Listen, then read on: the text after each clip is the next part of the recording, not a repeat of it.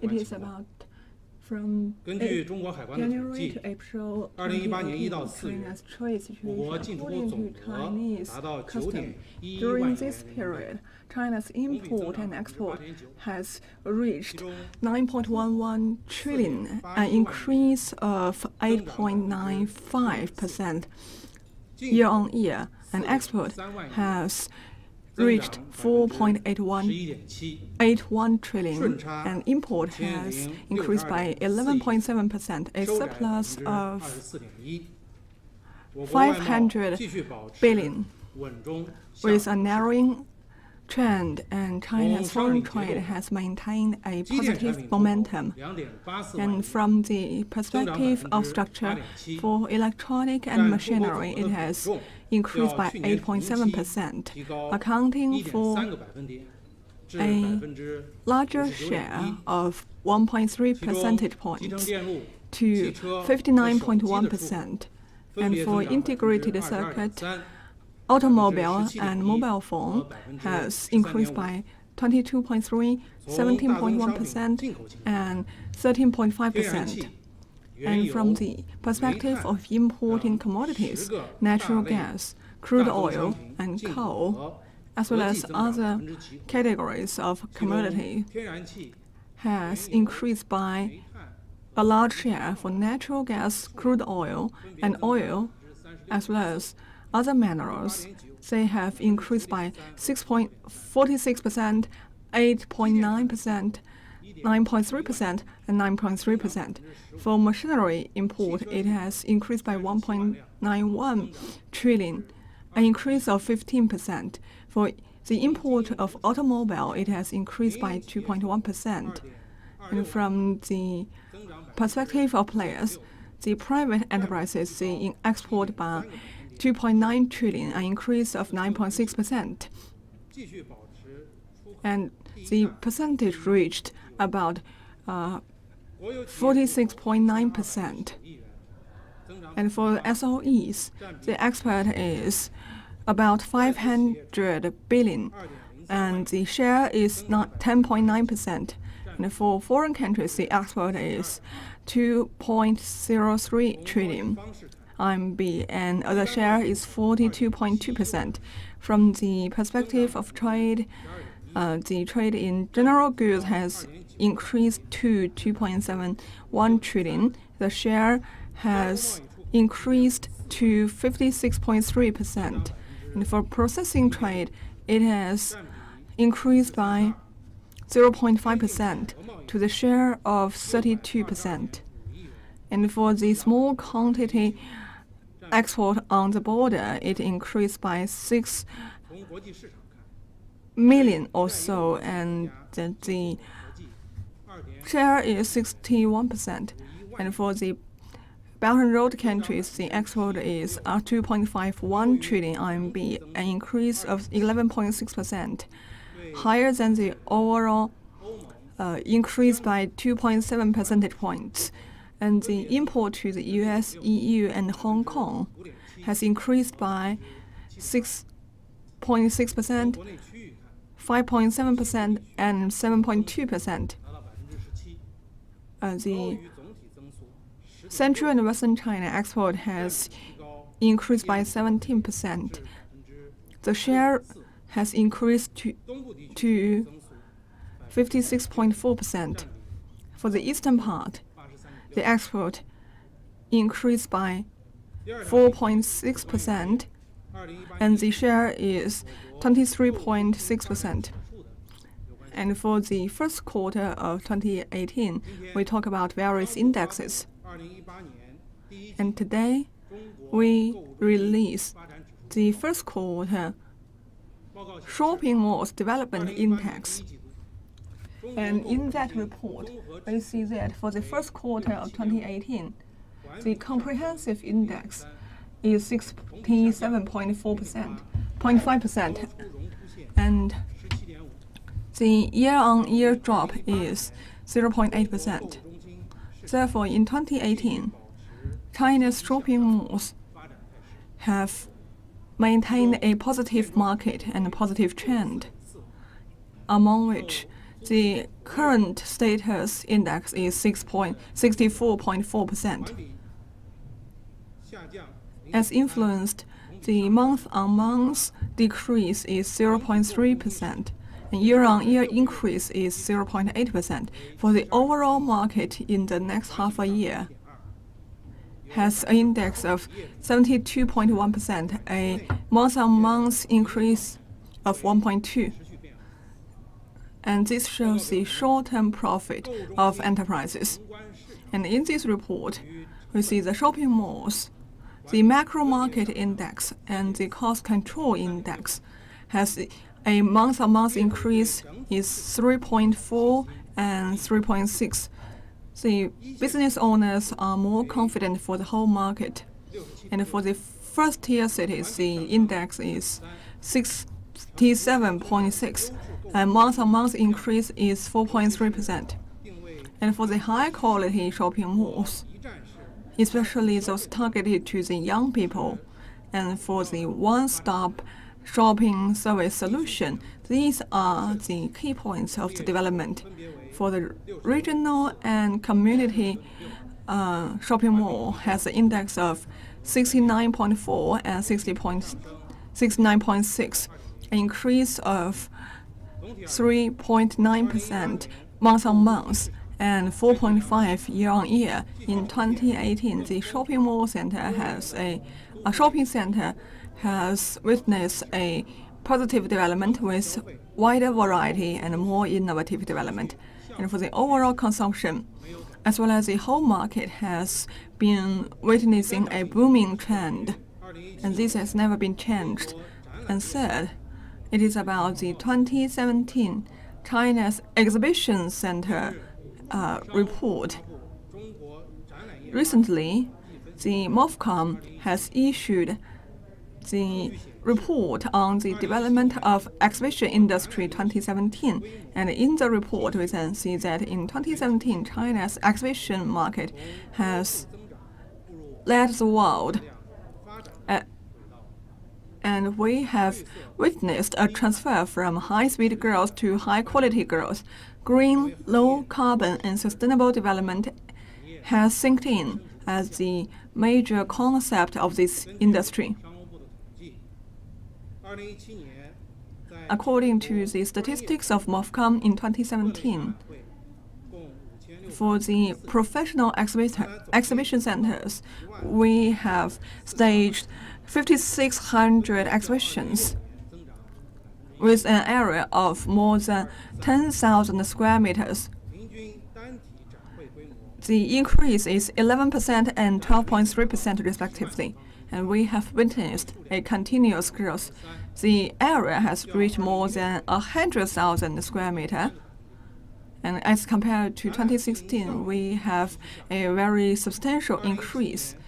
The revenue has increased. In 2017, the revenue has reached 82.7 billion RMB, an increase of 12.3%. And now, we have the following characters for this sector. First, industrial and regional structure has been increasing and improving. For regional structure, Shanghai, Beijing, Guangzhou has led the country in this development of this industry. Chongqing, Chengdu, Nanjing, Shenzhen, Yangzhou, Qingdao. These cities have witnessed a rapid development of the exhibition sector. We have the coordinated development of Beijing, Tianjin, Hebei province, and Yangtze River Delta, as well as other regions. And under this background, we see the rapid development of exhibition sector in Tianjin and Wuhan. And for these different sectors, we see the daily consumption account for 31.3%, and for the housing decoration as well as other services account for 18.4%. Industrial technology, 16%. Culture, physics, sport, and entertainment, 9.7%. Second, we see we have a diversified composition of the market players. we have accelerated integration of the resources in this sector, focusing on innovation development and green development. Various exhibitions have favored new energy vehicles, smart manufacturing, and environmental protection. And we can see that we have an upgrading for the exhibition centers to be built, and we have accelerated the pace. And in the service provider, they have been transferring from the single solution to the whole package solution. And third, we witness a future trend for the innovation-driven development of this industry. Modern technology has been integrated with the exhibition industry, and big data has been a new driving force for the upgrading of this industry. We promote the innovation in the business model as well as management and service. Fourth, the exhibition economy has served the BRI. The BRI has been pushed forward. Various countries and enterprises have utilized exhibitions to explore Chinese market, and we have a booming third-party market and various participants. The BRI participants in exhibition centers has increased to 26.4%, an increase over 2016, and exhibition has become a crucial way in China to expand, reform, and open up and expand our market. And next, MOFCOM will adhere top priority to quality and efficiency. We will also want to establish a new model in managing the exhibition industry, and we will help various participants to grow and help this industry to realize high-quality development. So this is what I want to make in the announcements, and after that, I'm willing to answer your questions.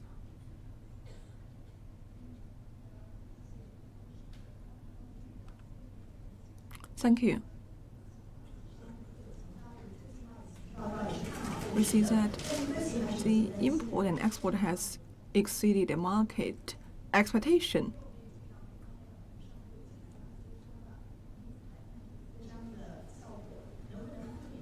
Okay, the sound is not so clearly. She's mentioning about China's export and import growth as well as the trade negotiation between China and the U.S. Thank you. As you have mentioned, for the 4th month of China's import and export has increased. And for the whole year, we hope to maintain this momentum. And this is attributed to the returning to the growth track of the world economy, and we have an increased demand for the international economy.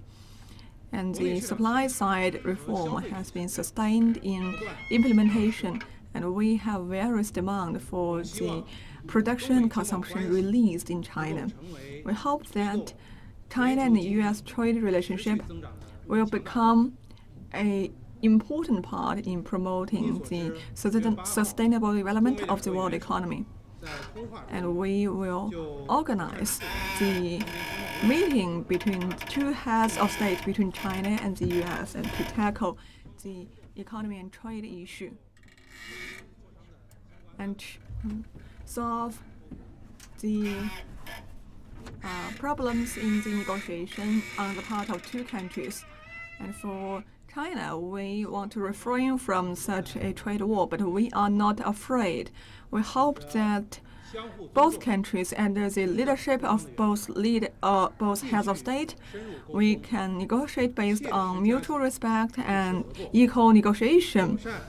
So we can enhance communication as well as practical cooperation to manage the disputes and promote the bilateral relationship for a sustained and steady growth.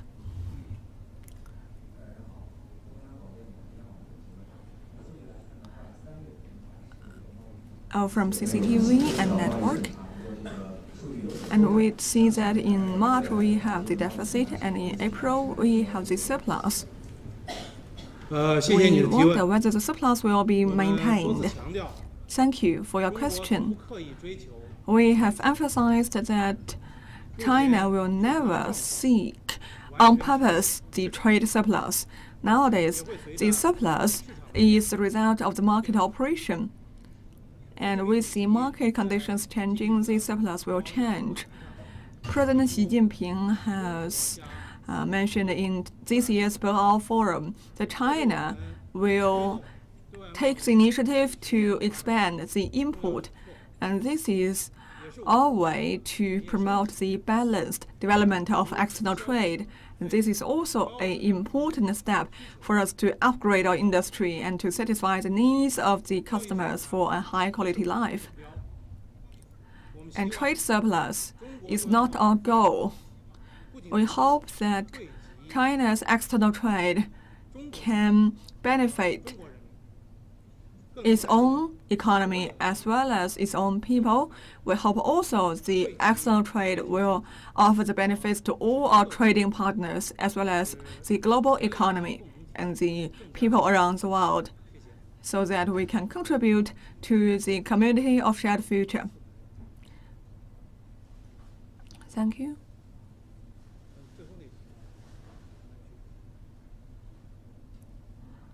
The lady in the last row. Thank you.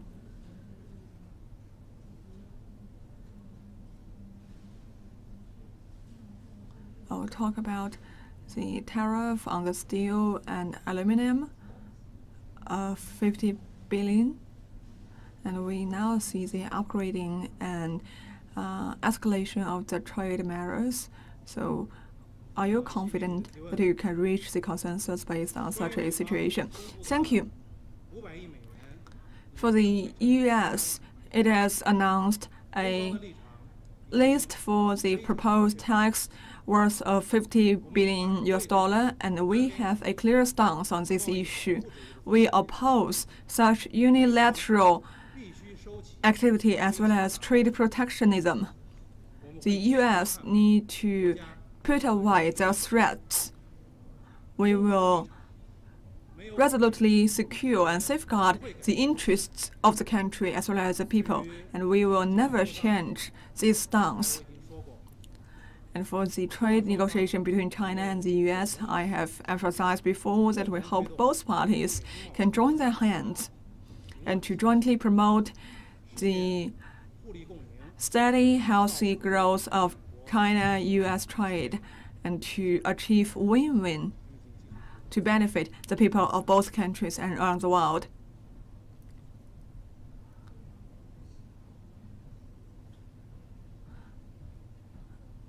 From Macau, we see an important trade fair is held in Brazil, and we want to ask how to comment on the Macau's role in reform and opening up. Thank you. There has been 4 decades since the reform and opening up, and in this process, Hong Kong and Macau have played an irreplaceable role. We believe that they are pioneers. First, they are the pioneer for introducing foreign funds and investments. Since the reform and opening up, people from Hong Kong and Macau, they pioneered in coming back to the mainland for the investment. They offered a huge amount of money for the development as well as technology and managerial expertise. They have been helping and attracting the investments from all around the world. By end 2017, we have utilized about $1.02 trillion in the funds from Hong Kong and Macau, accounting for 54% of the total foreign fund used in mainland. Second, Hong Kong and Macau are the pioneer for us to open up. CEPA has been implemented for 15 years. The mainland and Hong Kong and Macau has witnessed a decrease in the institutional barrier. We have maintained the highest level of reform and opening up. For the CEPA service agreement, it has played an essential role, and it is the first of mainland to adopt a negative list for the pre-entry resident treatment. And we also, under this agreement, try to open up this trading service. Hong Kong and Macau, thirdly, are also a pioneer in the development of trade and economy. With the special location and free trade port positioning, Hong Kong and Macau has helped the joint development in trade between mainland and their respective economy. For the trading goods between the mainland and Hong Kong and Macau, we have witnessed a rapid growth. In 2017, it has reached $289 billion, about 7% of the total external trade. Trading service of Hong Kong and Macau has become the largest destination of trading service. And Hong Kong and Macau has also been an important bridge for the external and outward investment and cooperation by end 2017. For non-financial ODI, it has reached about $590 billion and 52% of the total stock. And Hong Kong and Macau has also utilized their own respective advantages to participate and contribute to the Belt and Road Initiative. Concerning Macau's role in promoting the cooperation and communication between the mainland as well as the Portuguese-speaking country, we can see that Macau has played a critical role. For Macau, it has a natural bond with the Portuguese-speaking countries. And for China, we can see that we deem Macau as an important platform. The Macau government has established the platform of information sharing and the Trade Service Center, as well as the Exhibition Cooperation Center, as well as the Food Dissemination Center for the Portuguese-speaking countries. These centers and platforms have witnessed rapid growth, especially since the first China-Portuguese country summit. The five consecutive ministerial meeting has created favorable conditions for the development of China's economy, as well as the healthy and steady growth of the Macau itself. And in 2017, the import has reached about $170 billion, an increase year-on-year of 29%. We hope that Macau can give full play to its advantages to participate in depth China's cooperation with the Portuguese-speaking countries. We hope that Macau can be a bridge in the future and contribute to the communication and cooperation between mainland China, Hong Kong, Macau, and Portuguese-speaking countries. Thank you. Concerning the visit of Premier Li Keqiang to Japan, we talk about the free trade zone, what are the progress, and what are our blueprint. Thank you. China and Japan, we are the second and third largest economy in the world. We have strong economic complementarity and we have close cooperation. And this year, it is the 40th anniversary of China-Japan Peaceful Coexistence and Friendship Treaty. And Premier Li Keqiang has visited Japan for various practical results. And this visit will contribute to the improvement and development of bilateral relationship, and it will also help us to deepen the bilateral cooperation and trade. Yesterday, Premier Li Keqiang has met with Japan Prime Minister Shinzo Abe, and with their witness, the Minister of MOFCOM as well as the Minister of Japan concerning trade and economy, they have signed the memorandum for the enterprises to expand the market and have more cooperation. And in the bilateral dialogue mechanism, we will help the companies in promoting this interaction. Minister of Commerce and his counterpart in Japan has signed the documents in terms of trade in services between two countries so as to facilitate investment and cooperation in this regard. And Minister Zhongshan has also met with the Minister of Economy and Manufacturing in Japan, and they have discussed about economic development, regional and trade cooperation, as well as other issues. And during the visit, on the high-level dialogue between China and Japan, as well as China-Japan economic partnership negotiation within these mechanisms, we have also talked about social security and the export of Japan rice into China, as well as Japan's workforce on the import issue, as well as the joint venture in filming. We have signed relative documents in these regards.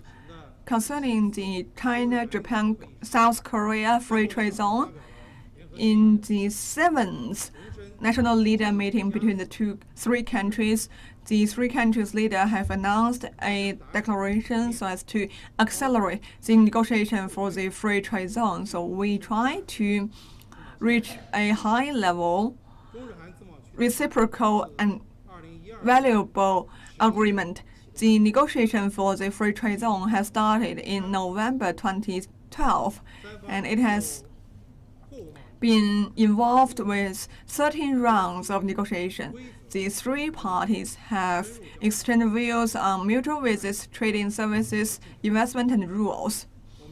The negotiations have achieved a lot of progress. We are willing to cooperate with Japan and South Korea to implement the vision of our leaders and to enhance our communication. So we will try our best to reach as fast as possible an agreement which is mutually beneficial and with its own value.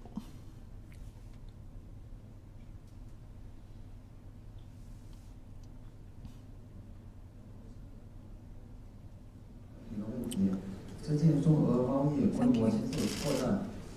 My question is about China-Russia relationship. So what are the long-term trends of the bilateral relationship between China and Russia?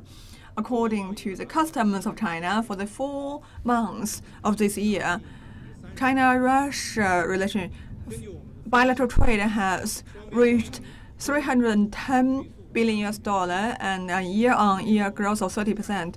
We have a rapid expansion of bilateral trade. There may be the following reasons.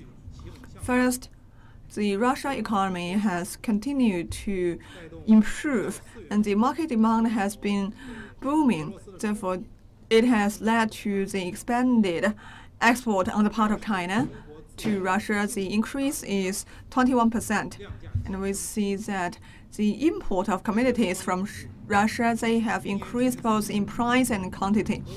According to Russia's data, for the first 4 months, Russia has exported about 12.4 million tons of the petroleum through the pipeline, and Russia has become, for 4 consecutive years, the largest provider and supplier of crude oil. And third, we have the appearance of new growth points.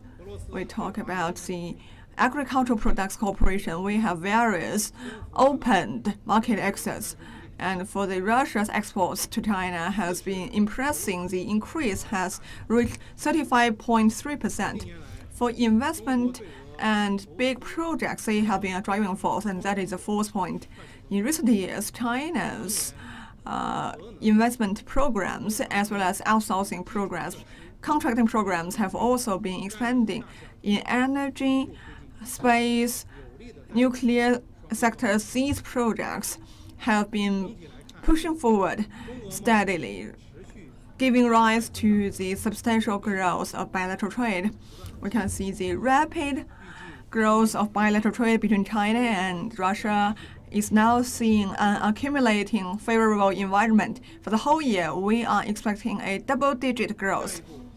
The bilateral trade may exceed $100 billion.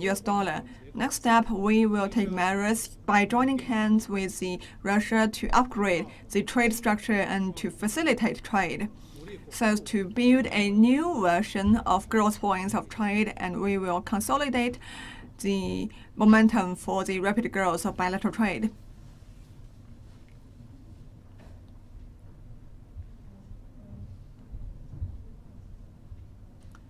Thank you. MOFCOM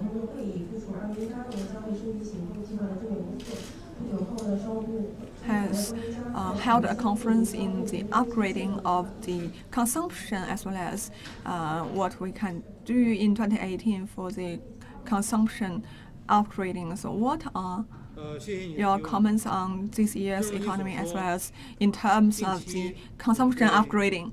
As you have mentioned that in recent days we have held a conference for the plan to upgrade consumption, and we will enhance the convenience centers in the urban rural areas for the consumption, and we will also build the community-level service circle, and we will also expand middle and high-level import of goods, and we will focus on the green and recyclable economy.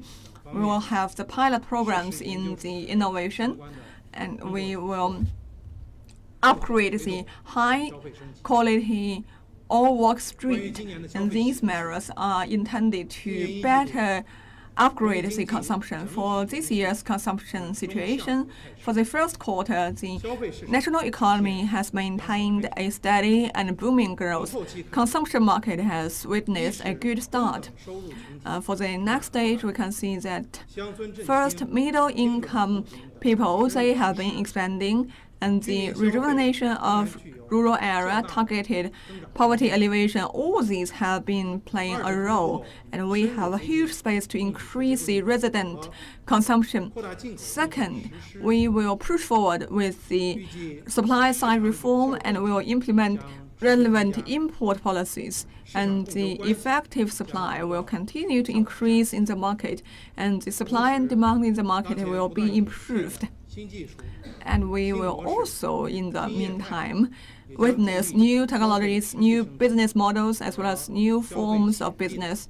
All these will continue to drive and upgrade the consumption and release the potential for consumption.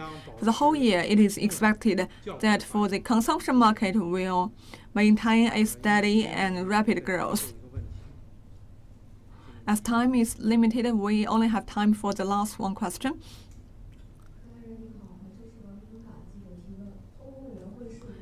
Thank you. From Global Times. The MOFCOM, the U.S. has announced a tariff on the trucks and tire imported from China. So what is the MOFCOM's comment? I'm sorry, the European Commission has issued a tariff on the tires as well as the trucks import. The tariff is temporary for the anti-dumping purpose. For the next step, the EU will consider further investigation, and 6 months later, they will consider whether to put in place a formal anti-dumping measure. We noticed that in the investigation period, the EU Commission is still using the unfair substitution country measures, and they are using the data from other countries to substitute the cost of Chinese enterprises. They create a high level of dumping artificially. We express our deepest dissatisfaction for this, and we urge the EU to implement the obligations in the Article 15 of China's entry document into the WTO. And in the investigation, they should give Chinese enterprises the equal treatment. The Chinese and EU has maintained a great cooperation in technology development and the exploration of markets. For such a measures to be put in place, it will harm both Chinese enterprises as well as the long-term interest of the Thai industry in EU, as well as the benefits of the consumers in EU. We hope that the EU can be prudent in this investigation and to give us a fair treatment in the market competition of Chinese enterprises. We will follow this issue closely, and we hope that it will safeguard the lawful rights of Chinese enterprises. This is the end of the press conference. Thank you.